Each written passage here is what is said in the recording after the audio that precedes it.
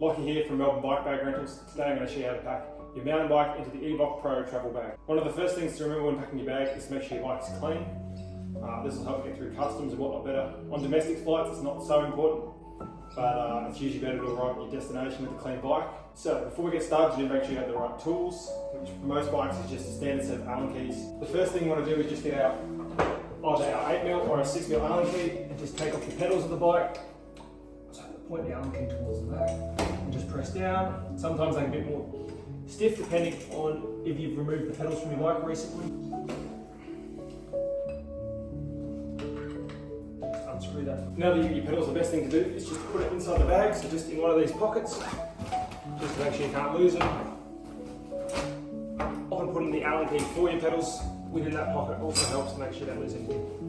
Zip that back up. The next step we want to do is put the bike upside down, and we'll get to removing the wheels. The wheels are removed, put them aside. Another good tip is to put the axle back in the bike once you've removed it, just to make sure you can't lose it. Open up the big zip for the main pocket. And the whole bag will open up like that. So inside this bag at the moment we have a road bike adapter. For the mountain bike we probably don't need that, so we'll just put that aside. Next thing we got is all the straps in here. And then try and line it up to make sure we've got the parts. So this is the top tube mount. The next thing I like to do is to remove the derailleur. This will just help us to get the bars off. So on my bike it's a 5mm Allen key. The bike another way up.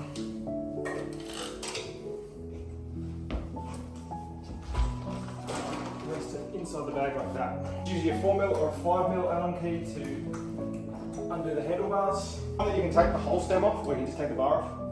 I prefer just to take the bar off because then you don't have the stem flying around as well. It's a good idea to always reinstall the faceplate with your bars just to make sure you can't lose any bolts or the actual mounting point. So just screw that in loosely, finger tight's fine, just make sure there's a few threads catch.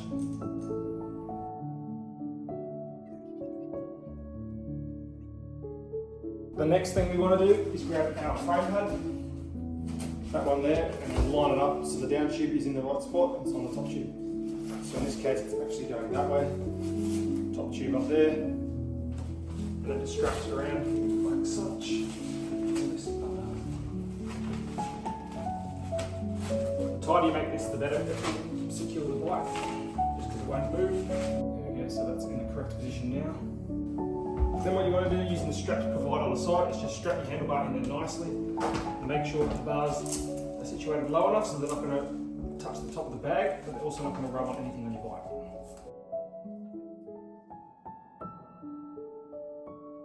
Got the rest there now.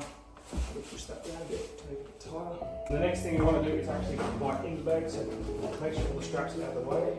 It's going to be able to get in there. So the block right there, that is where the bottom bracket will rest on the bike, and you chain them just on the outside in there, and the fork up into the straps at the front. Slide that in, sometimes it can be tricky to actually fit it in.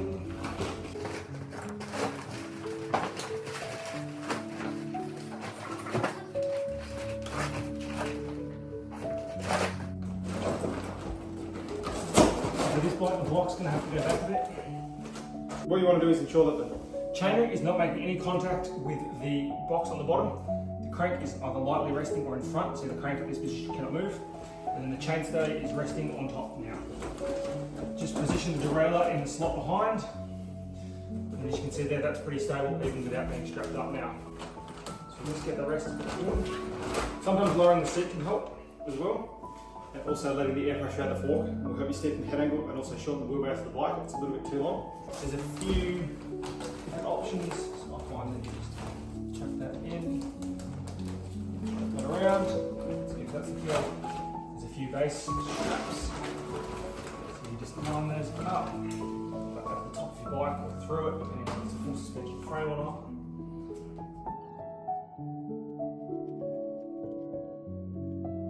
So that's strapped in there like that now. It's sitting in there nicely, as you can see. Nothing's going to go anywhere, that's quite stable. Then we will strap the rest of the bike here, the straps in the back. They can be a bit awkward to reach, but they can just help secure your fork and stuff to the bag, and also you can just strap your bars through them as well. Next, you have the big main frame strap. Like that helps secure bars. There's a bar strap here too to go with all the bars. It's all pretty intuitive once you start to strap it in. We have another strap. This one can either go around the stem or the fork, depending on the height of your bike. So on mine, I'm strapping it actually fit. Quite a few different options you can use. That's just around the fork like that. Fork all the way in, strap the fork down. Once again, 2 straps on the back.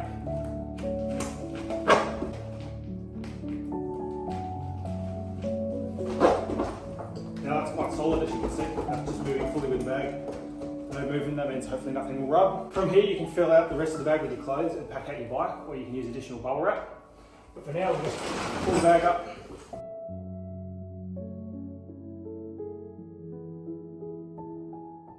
And the next step we'll do is open up the wheel pocket. So before you put it into the wheel pocket, open it up. As you can see, this side has a disc spacing side. To make it a bit easier to fit in, you want to release the air pressure from your tyres. Don't do it so much that you de-seat it, but maybe to 10 or so psi, just so they're quite soft. It's quite good now.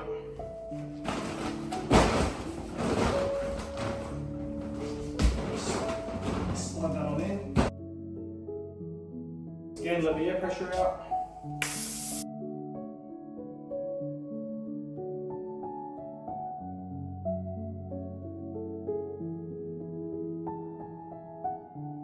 And there you have it, that's how you pack your EVOC Bike Bag.